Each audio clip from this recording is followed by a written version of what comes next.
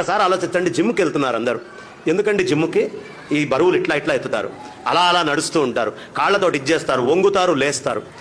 భారతీయ ఋషి యొక్క గొప్పతనం ఏంటి తెలుసా? ప్రొడక్షన్ లేని ఏ పని చేసినా నువ్వు వెధవ్వేరా, నీకంటే వెధవ ఇంకోటి లేడు. ఏం ప్రొడక్షన్ ఉందండి బరువు ఇట్లా ఎత్తితే? అదే ఓ రోకలి బండి ఎత్తితే, ఓ పత్రం ఎత్తి కొడుతూ ఉంటే ప్రొడక్షన్ అవుతోంది, ఎక్సర్సైజ్ అవుతోంది. ప్రొడక్షన్ లేనటువంటి ఎక్సర్సైజ్ తెలివి తక్కువ వాడు చేస్తాడు. నీ శక్తిని వాడి ప్రొడక్షన్ లేని పనులు చేస్తావా? వంగి ముగ్గేస్తే నడుములో ఇన్సులిన్ రిలీజ్ అవుతుంది, అంతేగాని డాక్టర్ వంగి కాళ్ళు లేపి దింపమన్నాడండి, ఏమిటి ప్రయోజనం? ఏమీ లేదు. కాబట్టి ప్రొడక్షన్ లేనటువంటి నిష్ప్రయోజనమైనటువంటి సారరహితమైనటువంటి ఎక్సర్సైజుల వైపు వెళ్తున్నారు. కానీ సారభూతమై ప్రతినిత్యము మన జీవితంలో చేసే పనుల యందు ప్రొడక్షన్తో కూడిన పనిని చెయ్యండిరా అంటే, అందులో ప్రొడక్షన్ ఉంది కాబట్టి మేము చెయ్యం. అది అమ్మమ్మలు నాయనమ్మలు పూర్వం తెలివి తక్కువ దద్దమ్మలు చేసిన పనులు. మాకు ప్రొడక్షన్ లేనటువంటి పనులే కావాలి. పండు లేని చెట్టే కావాలి. పెద్ద చెట్టు ఉంది, పండు లేవు, ఏం ప్రయోజనం?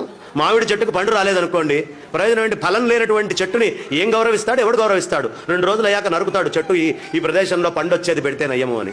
మరి ప్రొడక్షన్ లేని మన గురించి భగవంతుడు ఎందుకు తాపత్రయపడాలండి? నరికి తీసుకెళ్తే అయిపోతుంది. ప్రొడక్షన్ లేని పని చెయ్యకూడదు. పిల్లలకి ఇప్పటి నుంచే నేర్పించాలి. ఏ పని చేసినా వాడి శరీరంలో ఏ ఎనర్జీ వాడినా దాని నుంచి ఓ ప్రొడక్షన్ ఉండాలి.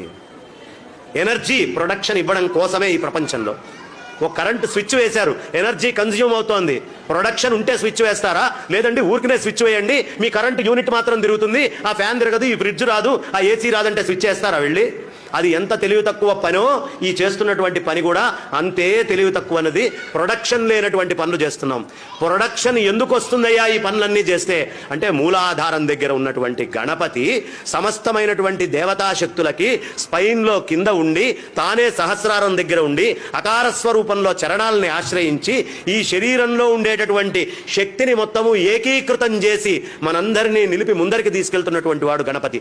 ఆ గణపతిని ఒక్కసారి ఉత్తేజం చేయాలి అంటే మన పూర్వీకులు ఏవేవి చెప్పారో ఆ పనులు చేసినంత మాత్రానే యోగ సాధన చేసినటువంటి శక్తి మన శరీరానికి వస్తుంది. కాబట్టి అలాంటి పనులని చెయ్యండి అయ్యా, వృధా అయినటువంటి పనులని చెయ్యొద్దు. చాలా కష్టమండి ఈ మానవ శరీరం రావటం. జంతువునాం నరజన్మ దుర్లభం అతః పుంస్త్వం తతో విప్రతః. ఈ భగవంతుడి యొక్క విషయాన్ని ఎప్పుడూ జాగ్రత్తగా తీసుకొచ్చుకొని లోపల పెట్టుకుంటూ ఉండాలి. భగవత్ తత్వాన్ని మనం తీసుకోవాలి. భగవత్ తత్వాన్ని పిల్లలకి అందిస్తూ ఉండాలి.